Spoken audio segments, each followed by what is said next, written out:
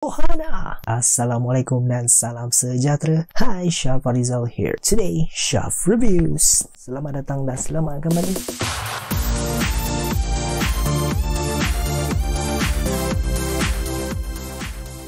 Saka dan Sepi adalah sebuah filem daripada Reza Hisham Rashid dan juga Azri Azman. Filem komedi seram ini dibintangi oleh Namron, Syari Al-Haddad, Mimi Lana, Syafiq Kyle dan juga Hansalini dan lain-lain. Mengisahkan mengenai sebuah keluarga yang mempunyai konflik yang tersendiri telah berkemah di sebuah hutan yang mana berlaku sebuah insiden yang tidak dirancang. Adik bongsu dalam keluarga itu telah dirasuk oleh seekor saka. Namun begitu, saka itu akan mengubah kehidupan mereka buat selama-lamanya. So itulah dia sinopsis ringkas yang saya boleh bagi terhadap filem ini. Antara pengarah-pengarah dalam filem Saka dan Sepi ini iaitu Reza Hisham Rashid telah pun mengarah filem Mulut Masin ataupun Super Teli kalau tak silap saya, and that particular title really kind of disappoints me on certain aspect, but it kind of like a mediocre one, so it's not really that bad or it's not really that good, just that lah untuk Mulut Masin. Pada awalnya saya tak nak tonton Saka dan Sepi ni sebab saya beranggapan mungkin akan sama level je macam Mulut Masin ni sebelum ni, but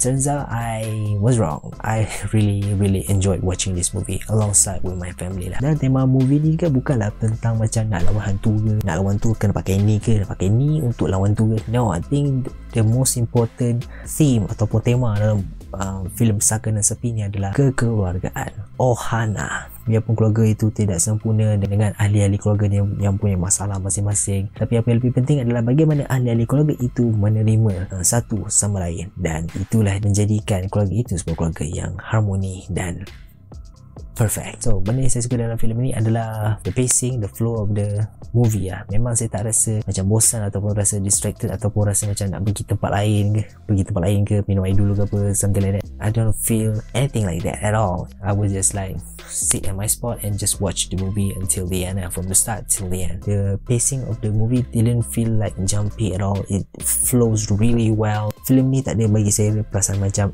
scene macam tak kena dengan scene sebelum ni, scene sebelum ni tak ada kena dengan scene lepas tu. I didn't feel that at all, and I really enjoy experiencing the story. And then benda yang saya suka dalam filem ni lah the jokes, the jenaka yang dipaparkan dalam filem ni bagi saya sampai, and I did enjoy most of them. Dan ada satu particular scene yang memaparkan satu jenaka tu memang ketawa terbahak saya dengan family saya. Memang nice untuk scene itu, scene yang macam ni betul intense ni, tapi lalas ada you got me there Saka dan Sepi, you got me, okay. Lepas tu benda lain yang saya suka dalam filem ni adalah watak-watak utama dalam filem ini. Bagi saya watak-watak utama dalam filem ni mempunyai masalah yang tersendiri, and every single one of them has something they want to achieve, something they want to overcome. Dan karakter-karakter tu pula dimainkan dengan baik, sangat baik, to be honest. Memang saya enjoy menonton keletah-keletah pelakon tu memainkan karakter-karakter masing-masing. Bagi saya filem ni dia tidaklah terlalu kompleks. Bagi saya filem ni meringan dan boleh di-enjoy oleh siapa-siapa je. Dan beralih kepada benda yang saya tak suka dalam filem ni adalah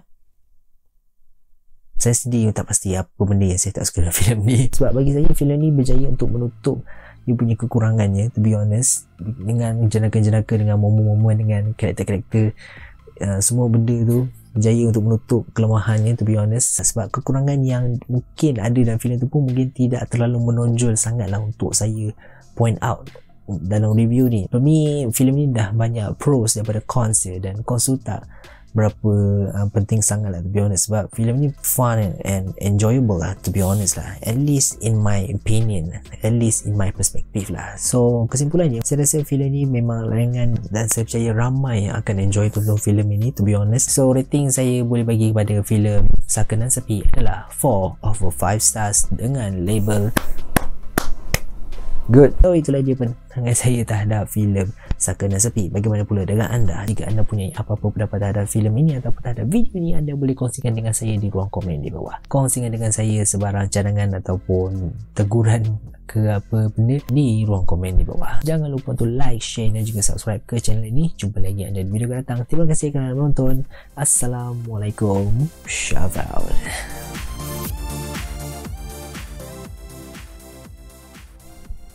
Hey guys, terima kasih kerana menonton. Jemput juga untuk anda untuk tonton video-video saya yang lain di channel ini. Berilah segala komen, cadangan dan juga teguran yang anda ingin kongsikan di ruang komen di bawah. Jangan lupa untuk like, share dan subscribe ke channel ini. Jumpa lagi dalam video akan datang. Terima kasih kerana menonton. Bye bye.